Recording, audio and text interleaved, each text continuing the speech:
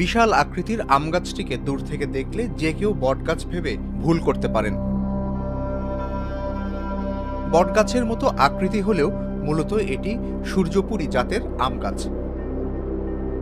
ঠাকুরগাঁওয়ের বালিয়াডাঙ্গি উপজেলার মন্ডুমালা গ্রামে আম গাছটির সঠিক বয়স জানা যায় না।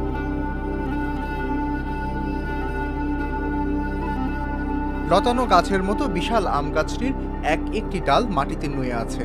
এতটাই বিশাল যে 2 বিঘার বেশি জায়গা জুড়ে এটি দাঁড়িয়ে আছে। উচ্চতা আনুমানিক 80 থেকে 90 ফুট। গাছটির 3 দিক থেকে 19টি ডালপালা বেরিয়ে অক্টোপাসের মতো মাটি আঁকড়ে ধরেছে।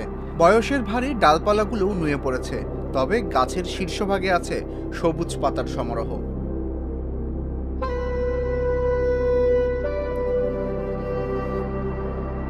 গাছটিতে এবছরও আম ধরেছে।